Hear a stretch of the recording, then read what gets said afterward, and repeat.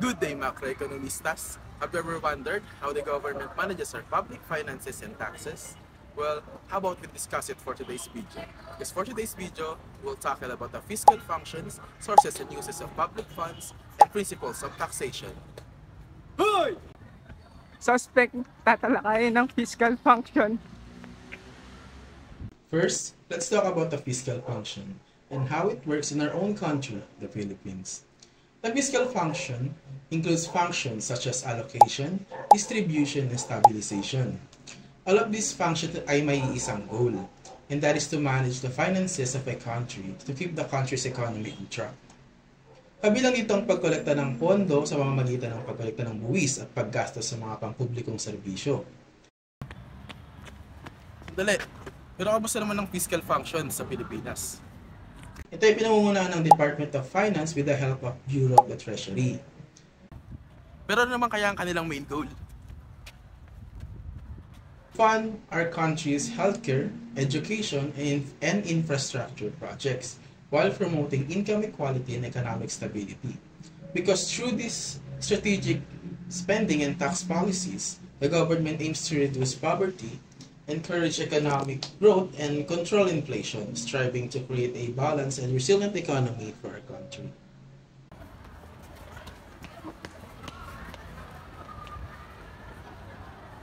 Ngayon, pag-usapan naman natin ang sources and uses of public funds. There are three major sources of public funds na at aking nakita.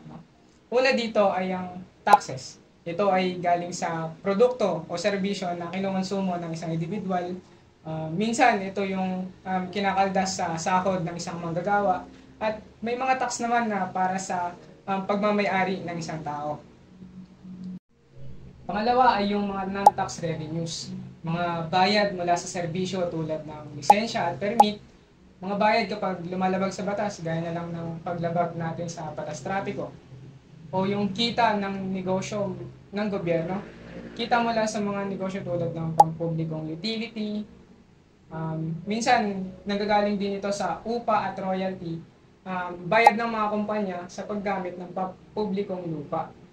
Pangatlo, pag nagkulang ang pondo na mula sa tax at non-tax revenue, ay dito na tayo magsisimulang mangutang para sa pangtustos at pangpagawa ng proyekto o gustong gawin ng ating gobyerno.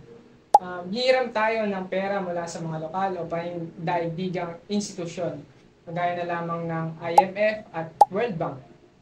Yung sa mga domestic loans naman, ito yung mga issued via government bonds or securities. Saan naman nila ginagamit yung mga yan? Pondo ng gobyerno ay ginagamit sa mga serbisyong pampubliko tulad ng pangkalusugan, edukasyon, at sa infrastruktura. Minsan sa seguridad ng bansa at sa pagpapaunlad ng ekonomiya at pagbabayad ng utang. Dali, sagot ko yun, no?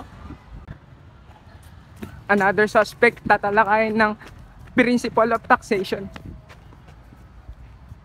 Ayon kay Adam Smith, ito ang mga principles of taxation. So number 1 is equity o patas na kontribusyon batay sa kakayahan. Sinabi ni Smith na dapat tumutulong ang bawat mamamayan sa gastusin ng pamahalaan ayon sa kanilang kakayahang magbayad. Kaya't ang mga may matataas na kita ay nararapat na magbayad ng mas malaki. So number 2 is certainty o kalinawan at konsistensya. Dapat maging malinaw at consistent ang buwis upang alam ng mga nagbabayad kung kailan, paano, at magkano ang dapat bayaran na nagtatanggal ng kalituan at katiwalian. Number 3 naman is convenience o dali ng pagbabayad.